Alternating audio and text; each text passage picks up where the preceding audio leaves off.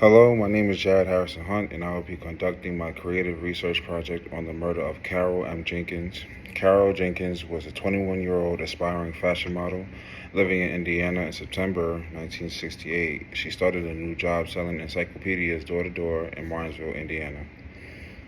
On September 16th, Jenkins approached a house and told the woman who answered the door that she was being harassed and followed by a pair of white men in a car. The woman called the police and invited Jenkins inside, but Jenkins worried she had already inconvenienced the family enough, so she continued walking. A half an hour later, Jenkins was found stabbed in the heart with a screwdriver along one of the major roads in Martinsville. At the time, the murder was widely reported by the local and national media for continuous months. Newspapers and radio broadcasts were made with detail of Carol's murder in a desperate attempt to get answers that could have talked about what happened to her that night and why. So yeah. The media, in any capacity, has found a complex role in racially motivated crimes and discussions. On one hand, it has been a platform for raising awareness about such crimes, encouraging support for victims, and documenting incidents that might otherwise go unnoticed. The main objective is to facilitate conversations about racial injustice and accountability.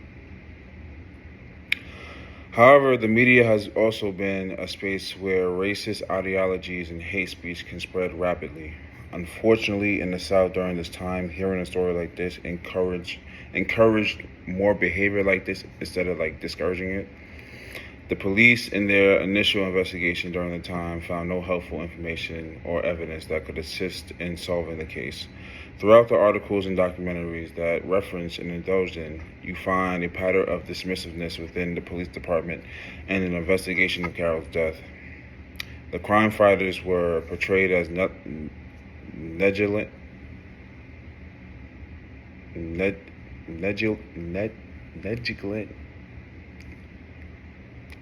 I can't pronounce that word, inadequate and racist defenders of the public. Although they tried to counteract these claims with false public statements of their never-tiring efforts to find the killer of a young African-American woman in a majority white town, it was evident that they were not going to find any answers for her family or the hurting African-American communities that stood behind Carol's family.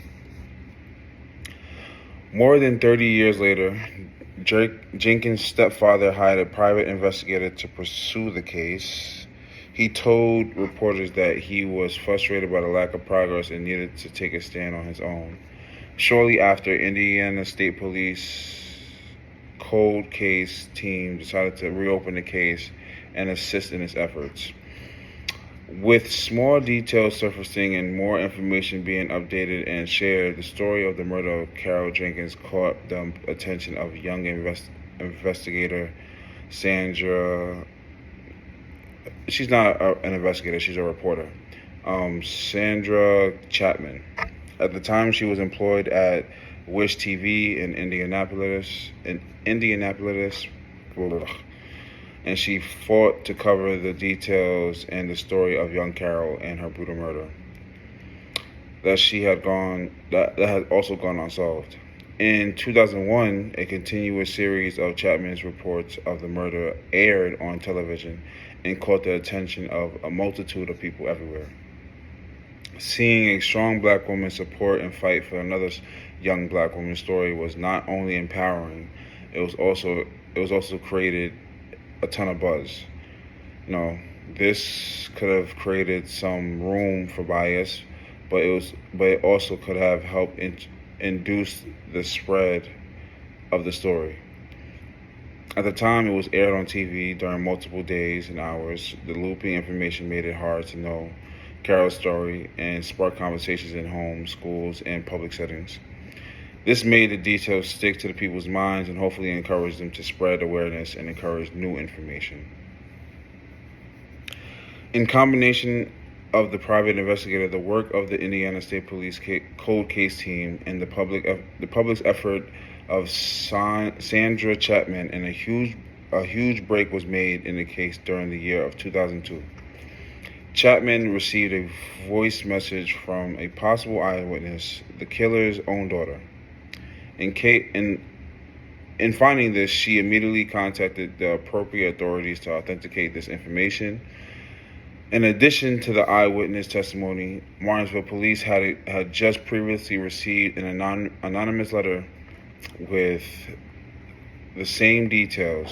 It was later known that the letter came from the sister-in-law of the murderer's daughter. Yeah, the sister-in-law of the murderer's daughter. Police tracked down the Richmond's daughter, Shirley McQueen, who confirmed the story.